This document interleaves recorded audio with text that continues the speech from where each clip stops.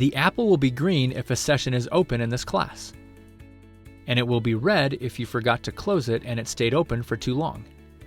If you have a green or red apple, you can close the session by swiping the tile to the left and tapping the X, or by sliding the dashboard menu all the way to the end and tapping the X. If you're closing the session when the session is supposed to end, just tap Close Session. The current time will be recorded as the closing time for the session. If you did not close it on time, and you're coming now to close it, make sure you set the correct date and time for closing the session.